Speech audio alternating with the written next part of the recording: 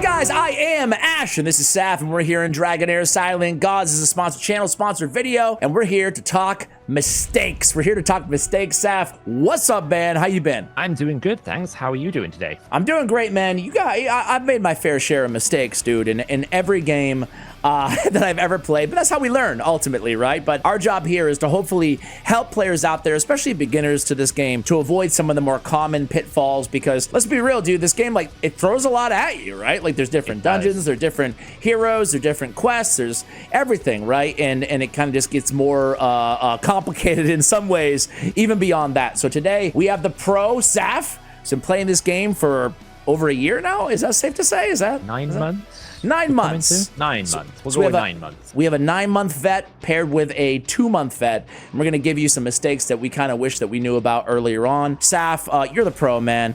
Let's start out with mistake number 1. What should players avoid in Dragonheir Silent Gods? Yeah, so I think with every game, there's always like things that you just don't even realize or don't even think about. Games have their own little cool way of doing stuff. The first mistake that I made when I was playing Dragonheir was I got a new hero and I was like, this is great. Let's level this new hero up. And I didn't really think about any sort of team building. And Dragonheir is very much about the team that you are building. So the first mistake is don't just level everyone and think that it's going to work. Think about what team you want to build. It's all about a tank, a healer, and then some form of damage. That's kind of like how you want to build build your teams. And you want to make sure you're matching your elements. You want the elements to make sense, because otherwise you're going to miss out on incredibly powerful bonuses. Okay, so think about teams versus thinking about specific heroes. Always try to look at the overall larger context instead of looking in a vacuum and just haphazardly upgrading any hero with the highest rarity, basically, right? Yeah, so, just because it looks cool doesn't mean it's actually going to help you out at all. So always think like here now as we're going through the adventure. Yes. If I pull a new hero, is it going to fit into my goblin team or my dungeon teams or a world boss team that I might want to build? Don't just upgrade it because you think it's going to be useful. Always look to see, is it going to fit my team? And hey, there's an experimentation you can do. There's drilling rooms. You can do it without upgrading the hero. You don't have to level it to test it out either. So just don't throw in all your energy and your sort of potions into a hero before you know you want to use it. I have one follow-up question for you, right? Would anything change your opinion on this tip? For example, I've been playing for a couple months. I have a nice kind of pretty well balanced my first team. I'm getting them to level 60, 70, 80, wherever you are. And then I just pull like a legendary with an in-game rating of like a 4.5 or higher, okay? Would that be like, okay, just auto upgrade, is probably going to be, I know there's exceptions to every rules, but like, would an extremely rare hero change how you look at that first bit of advice? Would that be exception? If the hero is what I call like a linchpin to the type, like the hero makes the type, then yes. Like if you pull a Filto, you absolutely just build a Filto, because when you build him in the rally team, it doesn't matter whether you have I know Filto, the #1 DPS in the game. Exactly. It doesn't really matter if you have like the worst rare rally champion in the game to go with him. His power alone will make it worthwhile. Whereas if you pulled like the rare wouldn't be worth investing in unless you had everyone else to go with it. So if you do pull out someone like a Filto, or you pull out a Flora for Wild Team, there's obviously a couple of others as well. Like there's a few. If Frost, like a Hivitar. There are also some heroes that just universally are insanely, immensely powerful. Hivitar falls into that banner. Okay. And I think as well, there's another one I forget the name of that just instantly kind of falls into the banner of, I'd absolutely would keep that hero. I can't remember. I think it's Uganda maybe is a good example, for example, where it doesn't really matter what element you put in with, he's going to be a very good tank. So okay, so there are some exceptions, but even in those situations, we're still thinking about the overall context of the type of hero that they are. Yeah, because Filter still needs to have rally around him, right? He's not just a slot in and win. It's definitely not like Raid Shadow Legends where Taras can do it all. Yeah, that is not the way that it works in this game. It's very much like Filto can do some good damage on his own, but he's going to be so much more powerful when you pair him up in the right setup. So always think about the team. But if you do pull a god tier champion, a god tier hero in this game, then you can obviously go, well, I'm going to rebuild my entire team around the hero. That's still thinking the same way. You're right, because you are thinking still about teams, not just the hero, but in these cases, you're just pulling the most broken hero. We get it. Okay, cool. Mistake number 2. Aligned very similarly. Don't book heroes the moment you get your hero. We I've done have. this mistake so many We did times. not on this account. On our account, we did not make this mistake, I will say. Yes, we held back because this was something I've done. We learned every from you. season. Yeah.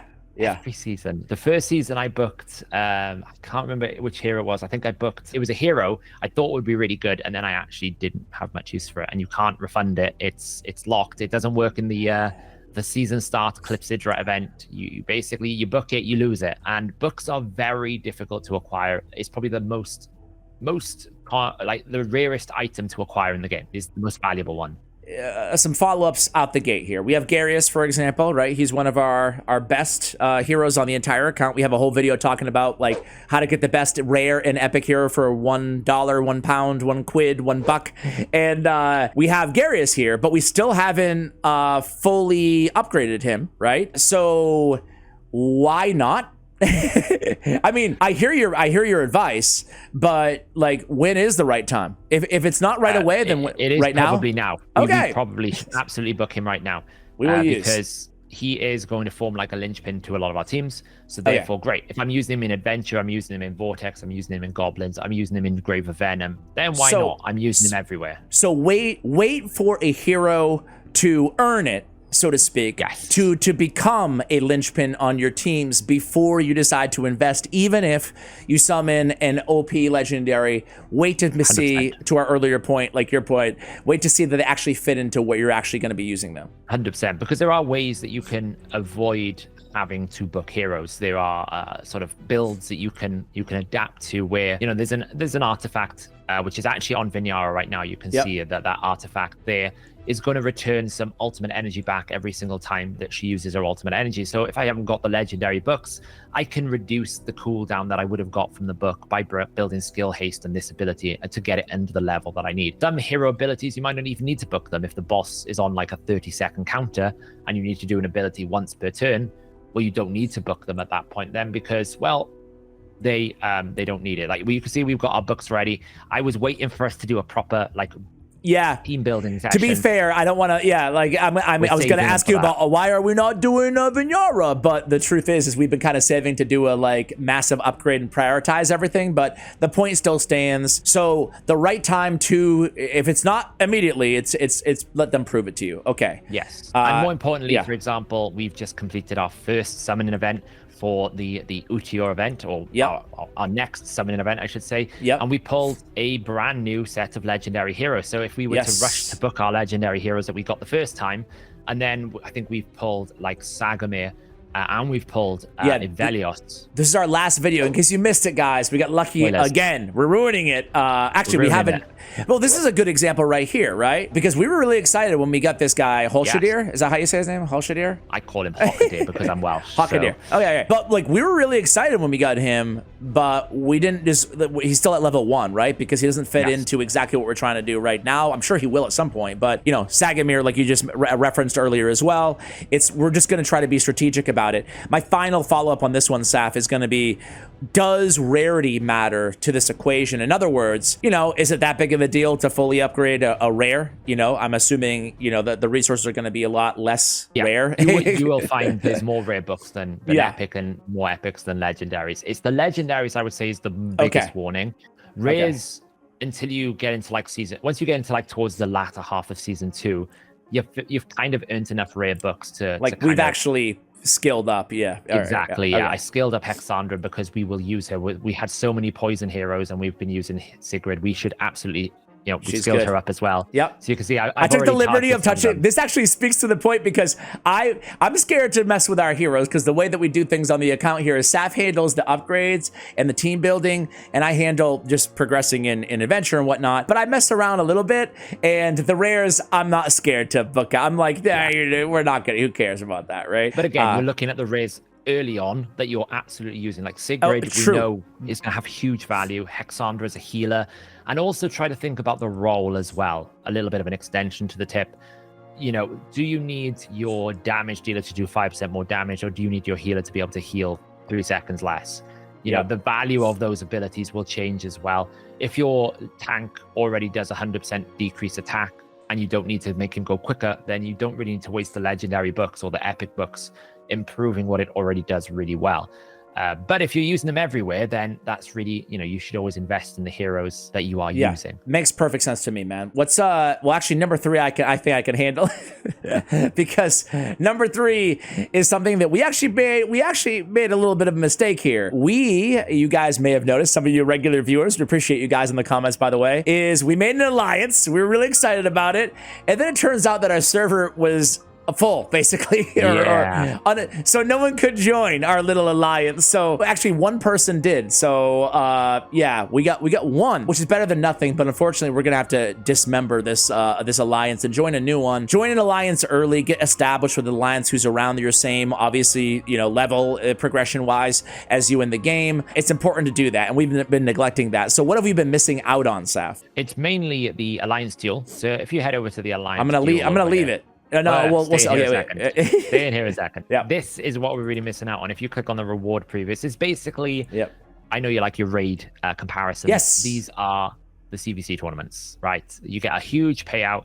And if you go all the way to like the Soaring Team 5, you can see that if we were to win, then we get quite a large payout. We get 180 Weirmarrow potentially with 10,000 of the Psychic Core. But you also get like a massive, like a bit like team rewards in CVC where you kind of get like those, everyone in the alliance gets it, not just for winning and losing. So those we're missing out on. We're also missing out on the Sparkle tournament, which happens to be one of the best ways to get legendary books in the game, which is really important. Fantastic. And Alliance Rally is the other thing, which is a daily reward, which is going to give you 70 Weirmarrow if your alliance is able to defeat a certain amount of points on the Vortex boss.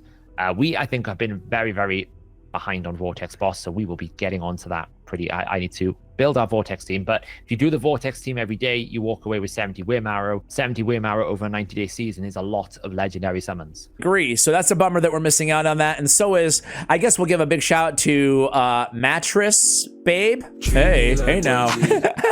Mattress, it's probably like Mattress Beber. But either way, shout out to you who did join our alliance, but we're going to close it and probably join another alliance because we have to at this point. We don't want to miss out. So final question there, Saf, for you is, should you join an alliance week 1? Day 1. Day 1. Okay, day 1, join an alliance. Easy enough. Early. All right, next up. Next up is all about summoning, which is a very good segue from what we were just talking about. And it's how do you optimally use your summoning? And this is something, shout out to Ivy Lee Gaming, who we love Ivy Lee in this space. We love her. She actually made a very good point in a video, and I think this is a very valid point as well. I used to just summon whenever I got 350 Weirmarrow, right? I play my game and I'm like, I'll just summon when I get Weirmarrow. Weirmarrow is a summoning material. Who cares? We don't care if we get a legendary, great. But if you consider the way that the summoning mercy works, which is a very important factor here, the summoning mercy on the banners is if you don't summon a legendary within 35, you get a legendary. Yeah. Pretty straightforward, really easy to understand. But what you don't want to do is every so often these banners will reset. Like the Celestial alternate summons is only up for 3 days. So if you don't get your mercy within that 3 days, you lose that bonus. And with this one, it kind of resets, I think, every month or so. Like it'll reset at the end of the Utyr event. So what you don't want to do is get yourself halfway towards mercy. The banner that will then reset, and then you've lost the progress to your mercy, because effectively you could have lost a guaranteed legendary in 17 summons. The TLDR here, after me explaining that very slowly, is only ever summon when you have 35 to summon, because you're guaranteed to get a legendary every single time. It takes a long time to get 35 to summon, though. Just play devil's advocate here. What if... Okay. So is there any exception to that rule? Putting you on the spot here. Is there any exception to the wait till 35? Yes. Okay. So as you can see right now, we've done 60. Correct. So if we pulled a legendary on the 60th, well, the rule would basically say you shouldn't summon anymore. However, if you summon 20 more, you get 2 legendary books. And if we summon 10 more right now, we're guaranteed a legendary. Depending on when because we got a legendary. You're right. My bad. Reset. Reset. Yeah, so we literally reset on the last 5 pulls. So if we were to basically pull again, then we would essentially be pulling potentially to the 80, but then if we don't get a legendary, we're basically 20 deep into a mercy that we could have used to get to the next one. In that instance, I would then recommend people try to keep going. But It's what you value. This would be the only exception to the rule. If you really need those Master Scrolls, then you might decide to summon 20 at this moment to get yourself the Master Scroll.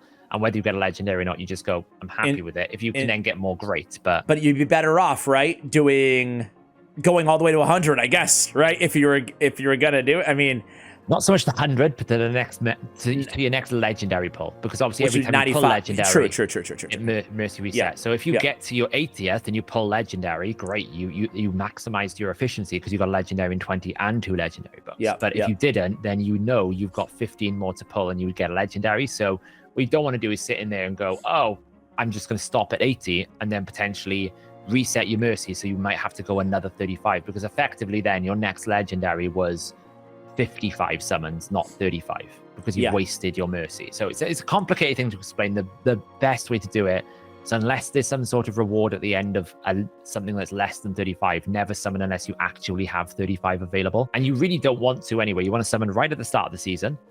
To basically consume all your bonuses and everything you get, like get your account rolling, or maybe it's the start of a new season. There's new season heroes you want to pull. Save everything for this moment in time so that you go on the season, the month 2 event. That's your next summoning event. And then your third summoning event will be when they do a Dungeons and Dragons collaboration, which so far they've done one every season.